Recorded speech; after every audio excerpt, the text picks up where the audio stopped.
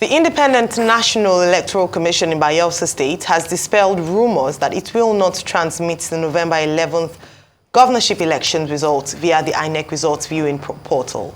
Bayelsa State Resident Electoral Commissioner Barrister Obo Effanga made the clarification at the Professor Mahmoud Yakubu Media Center, INEC in Agua, at an interactive forum with stakeholders in preparation for the 2023 governorship election in Bayelsa State. According to Effanga, media reports which claim that INEC will transmit the governorship election results in the state manually was wrong and a misrepresentation of the facts. My attention was drawn to the fact that some news reports claimed that INEC said we will no longer do transmission of election results. That is not true. That is falsehood. Transmission of election results, what that means is that election, when it is finished at the polling unit, a snapshot of the result of that election, the result sheet of that election is taken using the beavers. This is uploaded to the IREV, and that is what transmission means. My high command, as we prepare for the election, will be sending me 27,000 police officers and men will be coming into Bayelsa before the elections.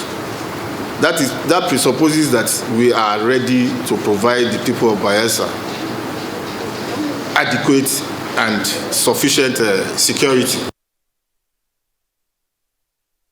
Joining us this morning to discuss further, we have Mr. Obo Effanga to discuss preparations of INEC in the Bayelsa state elections coming 11th of November. Good morning and welcome to the morning show. Good morning. Well, thank you very much for joining us, Resident Electoral Commissioner Bayelsa State. We understand that INEC is going to have a test run. Testing beavers, testing the IREV by October 14, a mock, voting accreditation system.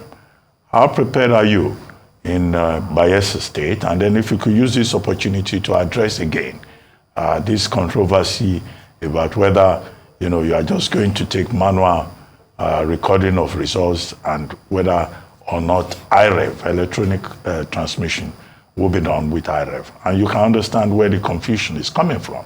A major issue in the 2023 general election. And now in this off-cycle process, it's also an issue. If you could just tell us about your level of preparedness in Bayelsa State for the November 11 election. Okay, thank you very much, Ruben. The election for November 11, we are preparing for it. So far, we have, on Monday, we had the last day for the collection of permanent voters' cards. Remember that before the 2023 general elections, there were some people who were unable to pick up their cards, and we opened up the opportunity for them to do so before this election that is coming up. And we spent one whole month in doing that. So a number of people collected their cards. We've had several trainings and meetings with different stakeholders. We've had trainings for some of the staff that would be involved in the election. In fact, between Monday and Tuesday, we had the training for election security personnel who would be involved in the election. Last week, we also had similar training for them. We had the state-level training. And Monday and Tuesday, we had the training for them at the senatorial district. We've had a number of meetings with the stakeholders. Yesterday here in the state office, we had the stakeholders meeting where we had the chairpersons of the political parties taking part in the election in the state. We had members of the civil society groups. We had the police commissioner was there himself. We had the representative of the Traditional Rulers Council. We also had the media. We had quite a lot of people there in the room where we had discussions about the preparation so far. For our own part, the preparations we've done, all the non-sensitive materials, we have them in place. We've batched them local government by local government and go down to even batching them in terms of registration areas, also known as wards, and the polling units. So we are preparing for the election. It is closer to the election that we'll have the sensitive materials arrive. Now, tomorrow we are going to hand over the voters' register to the political parties that are in this election here in the state. And on Saturday, as you mentioned, we are going to have the mock exercise of the election, wherein we want to use the beavers to do mock accreditation. So there are some specific polling units where this is going to be done. It's a mock exercise, so we need to see how the beavers would work, and also transmission of the result to the INEC results viewing portal, IREV. You said I should also use this opportunity to talk about the unnecessary controversy that arose about this. Now, nothing has changed with how we are going to conduct this election, different from how this was done in the general elections. And if I may take us back a bit, the INEC result viewing portal, IREF, was created by INEC sometime in 2020. And we've used it in all the elections from that time to date. And that's what we'll be using in this next election. Perhaps people need to understand how the IREF works. In my interaction with people, even yesterday, in my interaction with the political parties, it was shocking that all the political parties who were present in the room there, the chairman or the representatives of those political parties, none of them said they know they have used the IREF. None of them has attempted to access the IREF to see how it works. So I had to explain to them, I had to give them the link, and I ensured that all of them there, before they left the room, they had access, they know how to access the IREF. Now, what is the IREF? Like I said, it's the INEC results viewing portal. It's a portal where results of polling unit results are uploaded on. Now, when election is conducted in the polling unit, elections are conducted in the polling unit, of course, and that is where elections are won and lost. At the end of the election, at the end of the voting, the votes are counted and recorded for the political parties taking part in that election in what is called the Form EC 8A. That is a polling unit result sheet. It is written out there, and with the use of the beavers, a snapshot of that form that has been filled with the result, which is now the result. A snapshot of the result is taken. It is this snapshot that is uploaded onto the IREF. So for people who know how the IREF works, they know that when they go to the IREF, what they will see there is the picture of the individual polling unit results. That's what they'll see there. Now, the IREF is not a collation center. It's not a collation device. It's just where people can view the results of individual polling units. At the end of the voting, at every point at the polling unit there, when these results have been recorded in the result sheet in the Form EC 8A, copies of that result are given to the party agents who are present there in the polling unit. Now, every political party is entitled to have its agents at every stage where election is conducted and votes are counted or collated.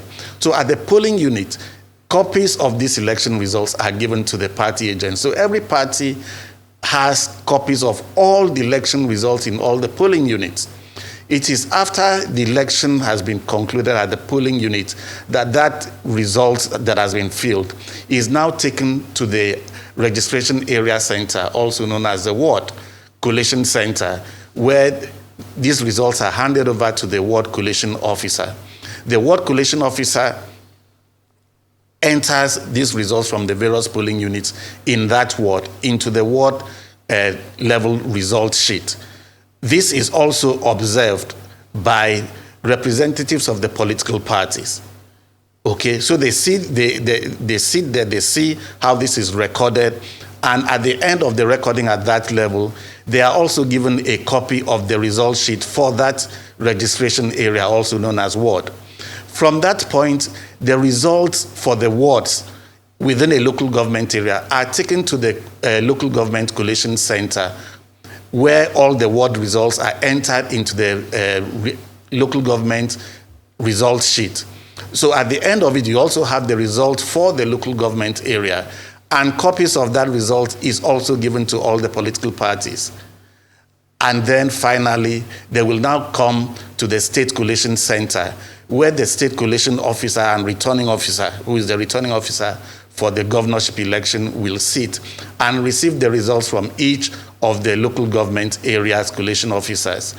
And this is also witnessed by political party representatives, of course, the media and civil society. They are also present at each of these stages. So this is done transparently. And when the results for this at the state level are entered, the returning officer can now, seeing the outcome of that, if a candidate has met the requirements of being declared a winner, he or she will declare the person a winner and make the return that the person has been declared elected as governor of the state. That's the procedure. All right, thank you so much, Mr. Effanga, and thanks for the information and just assurance that INEC is on top of things. However, one of the questions that obviously a number of people would wonder is that, as you said, IREV has been in operation since 2020, and you've used it to execute elections since then. But what's the assurance that issues like technical glitches, have they been totally addressed, lessons that we can learn from the elections in February and March to ensure there's no repetition of that? So what's the assurance, and I guess that's the, the skepticism of people, that despite IREV and the assurances by INEC that IREV will be used, there won't be technical glitches on the day?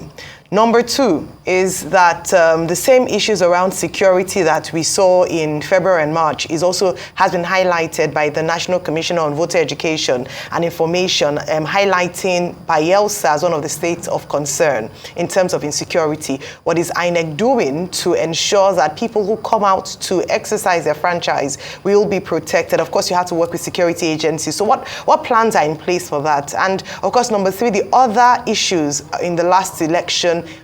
Hope INEC has been able to sort out those issues, signing of ballot papers, transparency, those little things that marred the last elections. Have they been addressed for the Bayelsa elections and, of course, the other elections on the 11th of November?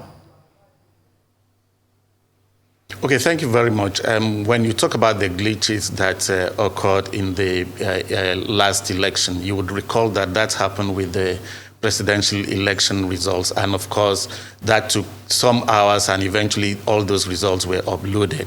So they were there on the IREV, and they are still there on the IREV. Now, the election that happened after then, the governorship and the House of Assembly election, we did not have such. So which means that whatever the problem was, we were able to surmount it in the subsequent election. And we also believe that in this election that we are going to, because this is the next election INEC is conducting since after the general elections, and is conducting it in 3 states, that this won't be a problem. And that is also one of the reasons that we are having the mock. We are going to have the mock accreditation and use of the BVAS and IREV on Saturday in these 3 states. The issue about security. Definitely, we are working with the security agents. Remember, our duty is to conduct election.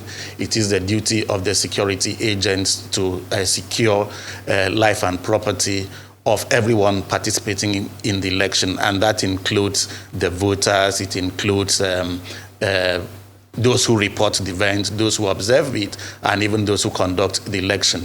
So there is the Interagency Consultative Committee on Election Security that is chaired by at the state level, is chaired by the resident electoral commissioner and co-chaired by the commissioner of police in the state.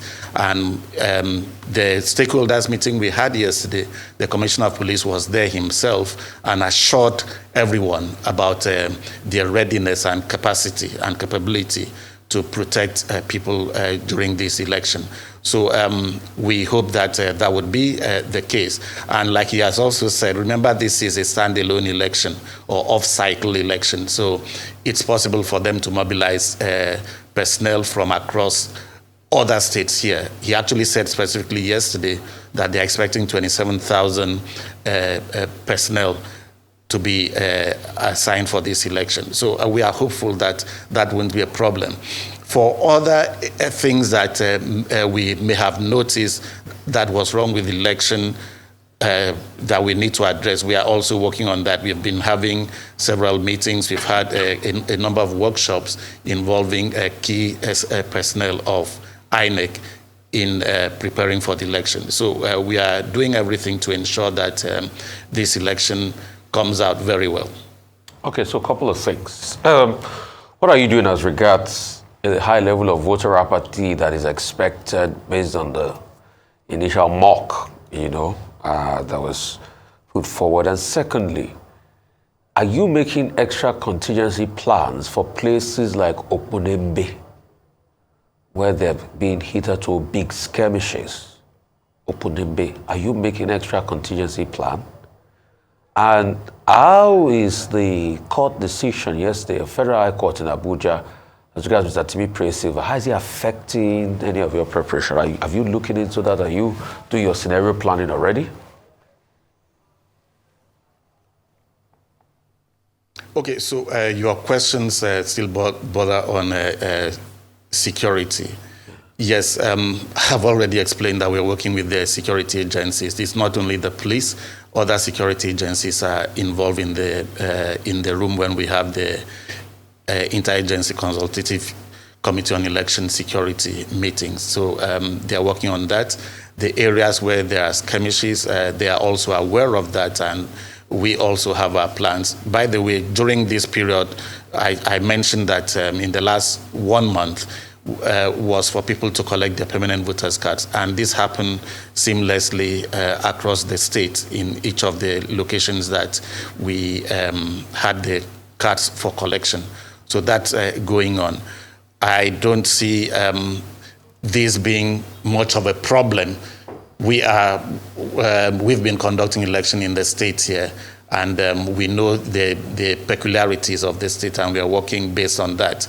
So we are working towards conducting a good election. The issue about court judgment, let me just mention that if there is any court judgment, it will be served on INEC headquarters, and INEC headquarters will take a decision based on any judgment they receive. Our duty here is to implement that which the commission would have taken a decision on.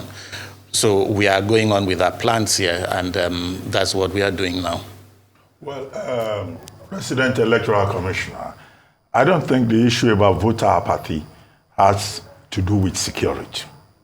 And I would like us to go back to that. You will recall that in March, after the presidential and national assembly elections, the gubernatorial and state house of assembly elections conducted in Bayelsa state, most of the people shunned the election because they said that, look, their votes will not count. They didn't think that their votes mattered in the presidential and senatorial elections. So when there was governorship and state house of assembly elections, the traders were in the market. Tombia market was full on election day. So that is the issue. Part of INEC's function is to mobilize voters. What is INEC doing in Bayelsa state? To mobilize people, to make sure that they come out on November 11. That is the question. This has nothing to do with security. The people having faith in the process. So just to correct that, in the second round of elections in Bayelsa State, we didn't have the governorship election. We had the House of Assembly election. And what we are going into is a governorship election, and this would usually attract more people being interested in it because this is closer to them than the national elections. And we are mobilizing citizens. We are doing a lot in terms of publicity. here locally in Bayelsa State. And we are also involving some civil society groups to go to the various local government areas to also get people out to participate in the election. We also think that there's a lot that the political parties themselves need to do, because they are the primary beneficiaries of people coming out to vote. And we've seen that the campaigns have been going on in the states. We expect that in the campaigns are also telling people to come out and vote. And we are doing our own part in getting people to know about the election and to participate in the election. So eventually we expect that we should have a good turnout in the election. But let us also realize that one of the reasons people think that fewer people vote in the elections now is that with the use of the BVAS technology in the accreditation, it means that the actual, when you see the records, it's actually the actual people who have come out to vote. Unlike in some years in the past where our accreditation process wasn't top-notch in such a way that it was possible for people to try to pad votes in certain areas, even when people didn't turn out to vote. So what I can assure you is that if we record the number of people who voted in this election, it would be actual as to real people who came out and were properly accredited and they voted. We are doing a lot of publicity. We have programs on the local radio and TV stations here, and our personnel have been going to the media houses and talking to the people. We also have our people in the local government areas doing the same thing. And like I said, we have engaged the services of some local non-governmental organizations here, which are non-partisan, to also engage in voter education in the state. All right, thank you very much. Now, still talking about preparedness by INEC. Again, as has been mentioned, part of the reasons why there's a huge drive for voter education and awareness is to hopefully get more people to believe in the process enough to come out to vote, and so to reduce the incidence of voter apathy. One of the things that complains that has belabored INEC in the past and still presented itself in the last elections is logistics, movement of materials, especially timing of voting. Can you speak to that, please, in terms of how you're working on that, any possibilities or chances of voting starting on time?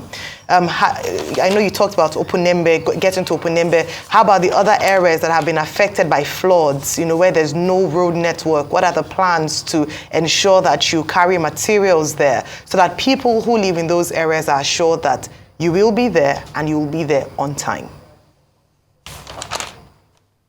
Okay, we recognize the fact that much of Bayelsa State is accessible through the waters, through the creeks, the rivers, or the ocean. And in planning for the election, we also planned that much of the movement would be done by that means. And so we are working with that. We are working with the Maritime Workers Union of Nigeria, and the boat operators to ensure that we have enough of those boats and that we move on time to those areas. So we learned lessons every day with the conduct of election, and we can only improve on them. And then for the areas that will have to go on land, we have also made provisions for that. We have enough time to ensure that materials and personnel get to the locations on time. And we are working towards that. We are working with all the stakeholders that we have to work with. And I'm assuring people that we will do all our best to ensure that the polls open when they are meant to open. Right. You've talked about the polls, you've talked about voter apathy, you've talked about, effect of many court decisions on all of this. But I'd like to ask you a very pertinent question as we start to wrap this conversation up. The local stakeholders, what's been that level of engagement? And I'm talking about traditional rulers, religious bodies that will really help you get the numbers up. And these are the first set of people you will have to call if things do not go well, to be able to stand the time of any, skirmish or situation. What's been that level of engagement? What's been their buy-in, despite the fact that they might have different political slants? Okay, yes, we're working with them. Last week or 2 weeks ago, we actually had a meeting with the religious leaders here in the States, and we talked to them about this and also what they need to do in engaging their followers to tell them about the election and the conduct we expect of them during the election. So we are doing that. And yesterday at the stakeholders meeting we had, the chairman of the State Traditional Rulers Council was represented by one of the chiefs here. So we are part of, we are involving them in the engagement, and also at the local government level. So because we have our offices at the local government levels also, the electoral officers there and the staff in the local governments are also engaging the people there locally. Okay, thank you All very right. much. As we bring this to a close, if you could just share with us some of the statistics. 16 political parties, over 1 million voters. How many polling units, briefly? We have 2,244 polling units in Bayelsa State. All right. The political parties, 16, participating in this election? Yes. Okay. And you have 1 point something million voters, right? 1.056 million. Yes. Okay. And you say you are prepared? Yes. Okay. Thank you very much, Resident Electoral Yes, we are Commissioner prepared. Bayelsa State, for we are joining prepared us. and we are preparing.